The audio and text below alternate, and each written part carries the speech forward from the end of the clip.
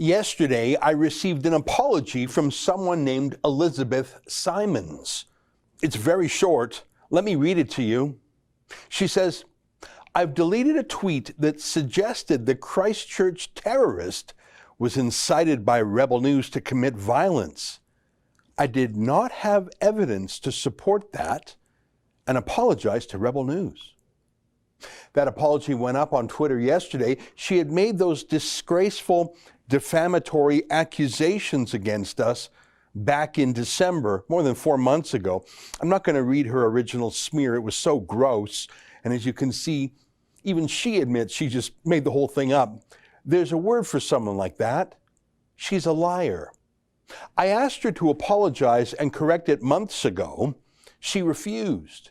It was only after I sued her that she grudgingly admitted that she lied about the whole thing. She simply made it up. She didn't have any evidence other than her own hatred. What a hateful little woman. And she only gave up that hate when she realized that if she didn't admit she's a liar now, a judge would probably come to that conclusion a year from now, and that would be worse. She was holding on to her hatred for me and Rebel News so tightly, it was only that fear that made her apologize, fear and hatred. And I tell you that because you're not going to believe this. She's the deputy director of the Canadian Anti-Hate Network. I know you think I must be kidding. Someone so full of hatred like Elizabeth Simons that she would baselessly accuse someone of being a terrorist. I mean, someone who hates so deeply that she hangs onto a lie for 4 months, knowing she made it up. That's the deputy director of something called the Canadian Anti-Hate Network? Surely that's got to be an ironic joke. Well, it's not a joke, but it is deliberately deceptive. Just like the phrase Antifa, you know that's actually short for anti-fascist. But we've all watched how Antifa, in fact, are the new fascists. They dress in black, they go out at night and burn and riot and loot. That's fascism because they do it for their hard left-wing politics. But it's not a joke that they call themselves Antifa. It's disinformation, it's misdirection. It's to throw their critics off balance. So that when you say, wow, look at those fascist street thugs, they say, well, you must be wrong because we call ourselves Antifa. We can't be fascist. No, you are. You're just lying about your name. Same thing here. Some of Canada's most hateful extremists on the left have created this lobby group called the Canadian Anti-Hate Network in precisely the same manner. Their name is false advertising. Even the word Canadian in their name is false. There is no real Canadian support for these smear merchants. People don't like liars much. They were literally started with a grant from a U.S. smear group that specializes in accusing conservatives of being racist. Here's the TVO story about how they were starting. Let me quote. While they're still fundraising for a set of permanent research staff, they've received a startup grant from the SPLC. That's the Southern Poverty Law Center. It's an American political war room with a sordid history of just making up smears too. For example, there's this wonderful progressive Muslim broadcaster and activist in the United Kingdom named Maajid Nawaz. I've mentioned him before, especially on my noon hour live show. He's very pro-Western, very fair-minded. He's against radical Islam. I really like him. Well, the SPLC smeared him, and they called him, you guessed it, a terrorist. They're a little bit Islamophobic over there at the SPLC. Well, he sued them, and they were stubborn at first, just like their Canadian branch plant was, but then the SPLC gave him a groveling apology and one of the largest defamation settlements I've ever seen. Let me quote from the SPLC's website. As part of our settlement, we have paid $3.375 million to Mr. Nawaz and Quilliam to fund their work to fight anti-Muslim bigotry and extremism. It looks like the SPLC and their Canadian branch plant still haven't learned. So who is this Canadian anti-hate network that is actually an American hate network? Who is this Elizabeth Simons who smeared us? I should tell you that she isn't just full of hatred and she isn't just a deep-seated liar. I think she's a bit of a coward too. She hid from us when we tried to sue her. And when we found her, she put up that apology tweet very briefly, just long enough to take a screenshot of it for later use. And then she deleted it and shut down her whole Twitter account from which she had smeared us. What a weird little coward. What a weird thing to do. I demanded that she put the account on Twitter back up and republish that apology and keep it up for at least 90 days. I'm pleased to say that in the last 24 hours since she did acquiesce to my demands, according to Twitter analytics, my tweets about her grudging apology have been seen more than 1 million times. So her attempt to hide her disgrace was foiled. But look, it's not illegal for Elizabeth Simons to be a coward or to be full of hatred, although she argues for people to be jailed for their hatred. Look, those are human emotions, and they shouldn't be criminalized. But what Elizabeth Simons tried to do to me in Rebel News, she's done time and again to any conservative in Canada that she hates. And by that I mean she smears them as extremist or violent or racist. She'll even suggest terrorism if she thinks she can get away with it. For example, those gentle souls at Grace Life Church out in Edmonton, I don't think Elizabeth Simons has ever been there. I'm pretty sure she hasn't. But she said that people who support them are extremists and racists. Here's an example in an Airdrie newspaper, but I've seen this elsewhere. She said, "It would be accurate to say that the event attracted far-right and right-wing conspiracy-minded individuals for sure," said Elizabeth Simons, the deputy director of the Canadian Anti-Hate Network, who was monitoring the crowd. I actually think that's a lie too. I don't think she was even there to monitor the crowd. The thing is, now that we know she's a confessed liar, you really can't trust anything she says, even basic facts, can you? I'll quote some more. 2 months ago, hundreds of anti-mask and lockdown protesters marched the streets of Edmonton and chanted, "No more fake news and no more fake science," Simons said. Hang on. You, Elizabeth, just admitted to creating a fake news story about Rebel News. You just admitted to making it all up, and you wonder why people call you fake news? I guess it stings, right? Or look at this. She also smeared the pro-oil patch folks at United We Roll. And look at this. She smeared the Wexit folks as racist. She said people who are against lockdowns and extreme pandemic measures are racist. I get the feeling she calls anyone she doesn't like a racist. Let me quote, "According to Simons, far-right and white nationalist groups and supporters are directly involved in organizing many similar rallies across Canada. It's hugely concerning seeing this trend right across the country," she said. She just calls everyone racist. And she even says that there are plans to have a terrorist-style attack on Parliament, not by Muslim terrorists who actually did attack Parliament, you might recall a few years back, but by conservatives. Are you noticing a trend here? Ever since that U.S. hate group, the SPLC, set up this ironically named Canadian Anti-Hate Network, they've been smearing Canadian conservatives as racist and violent. Here they are smearing the Manning Foundation. That's Preston Manning's group. It's hardly right-wing, really. And here they are attacking the Conservative Party of Canada itself. Look, I haven't read every word on their hate site, but they only seem to accuse conservatives and Christians of hate, and me too, I'm Jewish, but never leftists, including the troubling wave of anti-Semitic hate on the left. And in terms of extremism, they don't have a lot to say about extremist Islamic-inspired terrorism, or even Sikh extremists or Tamil Tiger extremists, none of that. It's almost as if they only exist to smear, Justin Trudeau's enemies and no one else. And it appears that way because they signed a contract with Trudeau to do so. And I have a copy of that contract right here. for $268,000 of your tax money.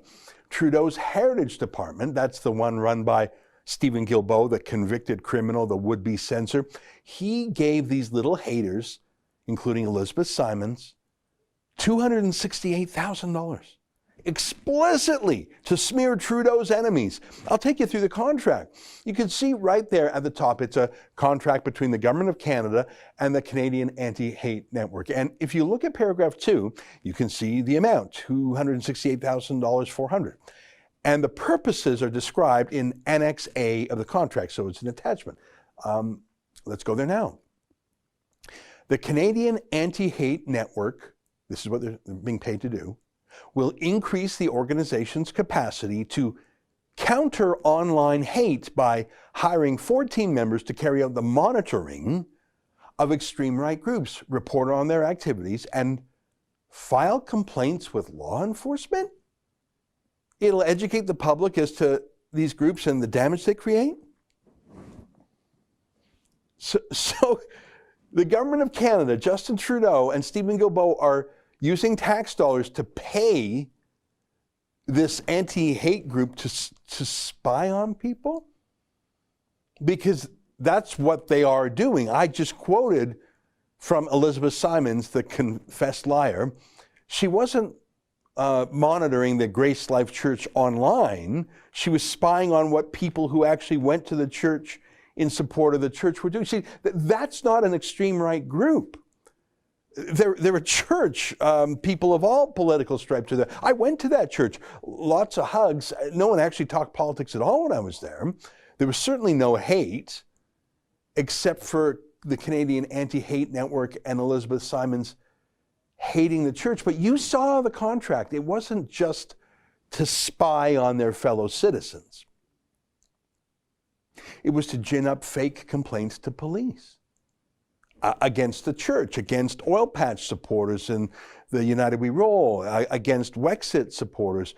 Justin Trudeau is literally paying private operatives with tax dollars to spy on his political enemies and to smear them in the media and to interfere in the legal and police processes to gin up complaints and stir up strife. Justin Trudeau is paying dirty tricksters like the confessed liar Elizabeth Simons to smear his political enemies. She tried to do it to me, and I fought back, and they all admitted they're a bunch of character assassins who just made it all up. But you saw who else they're smearing, who haven't fought back. This is not my theory. This is in the contract, and you paid for this through more than $250,000 of your tax dollars. I'll read some more. Description of activities proposed by the recipient. Monitoring members, supporters, and activities of hate groups. Reporting findings through networks and 10,000 Facebook and Twitter groups. What does that mean? Preparing and publishing profiles on hate groups and important influencers, and holding 3 workshops in Ontario, Alberta, and British Columbia, carried out online. So they're going to smear important influencers, eh? You bet they are. Just type in any conservative leader into their website, and you'll see that if it's someone that Justin Trudeau hates, the Canadian Anti-Hate Network is going to call them racist. That's what they're hired to do. Can you imagine if Stephen Harper or Jason Kenney gave $250,000 tax dollars to some unaccountable lobby group to smear his enemies? To stir up strife, to file spurious police reports, to go around demonizing Harper's enemies or Kennedy's enemies as racists or terrorists? That's what happened to me. Elizabeth Simons, the deputy director, who personally profited from this $268,000 grant, she knew exactly what her masters wanted from her. They wanted her to lie and smear and defame and discredit me in Rebel News. Read the contract, it's all in there. And so she did. And when faced with the prospect of being sued and going to trial, only then did she admit that she just lied and made the whole thing up all along. She knew she had no evidence, but she was paid to lie. That really is her job. Now, if someone here at Rebel News had made such a staggering and malicious smear against someone, knowing they had no evidence, calling someone a terrorist, and then hid from accountability for months, I really think we'd have to fire that person. But of course, that's because we don't call people terrorists unless we have evidence they're terrorists. We're pretty careful with that. And if someone brings it to our attention that we're wrong, we look at it immediately and correct it immediately if we're wrong. But the reason why the confessed liar, Elizabeth Simons, has not in fact been fired from the Canadian Anti-Hate Network is that she did nothing wrong other than she got caught. I mean, look at this notorious board of directors of the Canadian Anti-Hate Network, including Richard Warman, the disgraced censor who turned the Canadian Human Rights Commission into his own personal piggy bank by prosecuting his personal enemies for profit. His misconduct is why Parliament actually voted to remove the censorship power from the Canadian Human Rights Commission. There's Kurt Phillips, who we at Rebel News exposed as an Antifa supporter. He's a coward too. He was doing it in a hidden capacity. We revealed him. This is a group of haters who started their little corporation with American money and now keep it going with Trudeau's money. That is, with your money. So that's why Elizabeth Simons hasn't been fired for lying. That's their business. Justin Trudeau isn't against hate. He's a financier of hate. Ask Elizabeth Simons, ask this board of directors. They're not against disinformation. They're a producer of disinformation. And Elizabeth Simons, the confessed liar, still has her job there with the support of that entire rotten board. And you bet they'll get their government grant against next year. They'll get their grant and probably even more. There's no money for our Canadian Armed Forces veterans, by the way. My name is Brock Blaschuk. I'm a retired corporal with the Princess Patricia Canadian Light Infantry out here in Edmonton, 1st Battalion.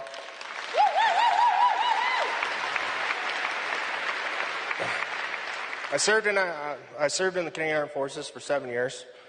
I deployed in Afghanistan back in 2009 until April 3rd, where I was obviously severely wounded by a roadside bomb or improvised explosive. As you can see, I've lost my left leg. I have 58% soft tissue loss and 88% nerve damage on my right leg. Back in August 24th, 2015, you made the promise, and I'll quote it here, "No veteran will be forced to fight their own government for the support and compensation they have earned."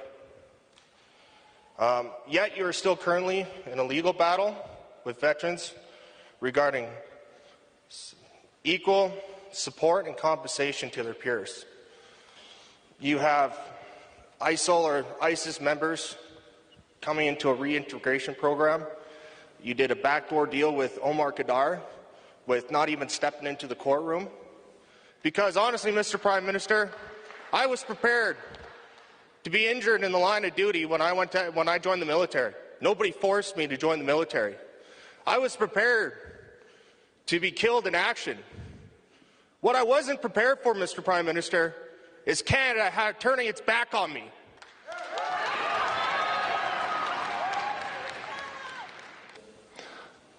On a couple of elements you brought up. First of all, why are we still fighting against certain veterans groups in court? Because they're asking for more than we are able to give right now. Yeah, you see, our veterans are asking for more than Trudeau will give them, but confessed liars like Elizabeth Simons and the Canadian Anti-Hate Network, who falsely smear Trudeau's personal enemies, oh, Trudeau has plenty of taxpayers' cash for them. That's an excerpt from my daily show, The Ezra Levant Show. Every day I do a monologue on the news of the day, then I interview an interesting guest, and then I read my hate mail. You gotta subscribe. Go to rebelnews.com.